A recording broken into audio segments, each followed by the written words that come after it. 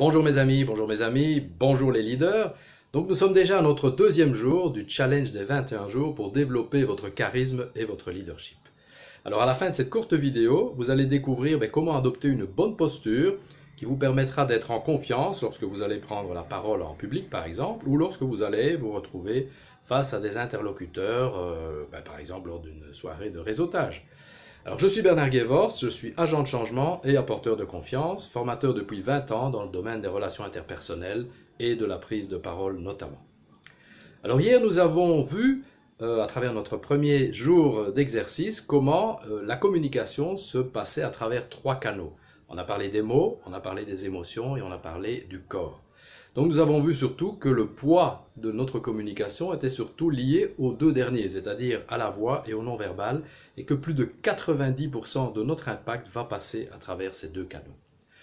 Et ça pour le meilleur comme pour le pire. Donc il est important d'avoir conscience justement de notre voix et de notre corps, et c'est pour ça qu'hier je vous ai proposé de travailler sur l'expression des émotions en utilisant une citation que vous pouviez dire sur différentes émotions, tout en faisant attention justement à ce qui se passait au niveau de votre corps, au niveau de votre voix, pour pouvoir en prendre conscience.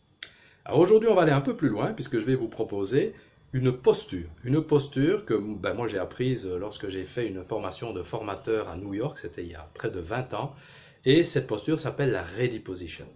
Alors c'est une posture très facile à adopter, bien qu'au départ il faut trouver la position, donc c'est la Ready Position, et l'idée c'est d'être debout, les pieds légèrement écartés, donc largeur des hanches, et surtout au début pour trouver cette position, vous allez devoir essayer donc en oscillant vers l'arrière ou vers l'avant pour voir la posture dans laquelle vous êtes en équilibre et où votre centre de gravité que vous pouvez ressentir un peu en dessous du nombril soit effectivement stable. Alors cette posture est une posture de confiance. Elle vous permet de montrer de l'assurance et on peut rester des heures dans cette posture.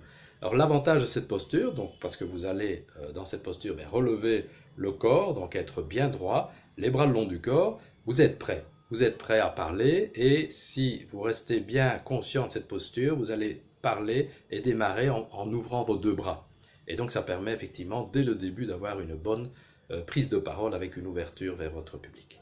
Alors cette posture fait partie des postures de pouvoir et pour ceux que ça intéresse, je laisserai en fin de la vidéo le lien vers la vidéo de Amy Cuddy qui a étudié ces postures et qui a fait une présentation TED Talk qui a été vue par plus de 44 millions de personnes. Donc là, vous pourrez en découvrir un peu plus.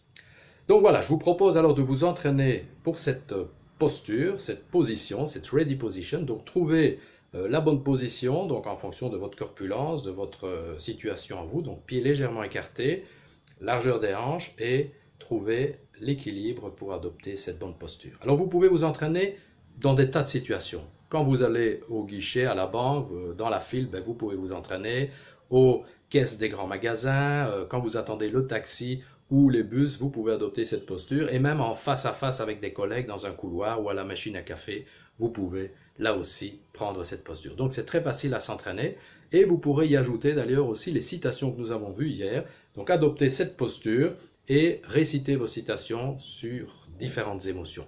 Donc cette posture de base, elle va nous servir tout au long de nos exercices. Voilà, donc je vais vous retrouver demain pour un autre exercice, pour aller plus loin. Donc entre-temps, je vous conseille d'utiliser un carnet dans lequel vous pourrez noter vos expériences, vos ressentis, car tout au long de ces 21 jours, vous allez progresser pas à pas, mais je peux vous garantir que vous allez progresser. À demain!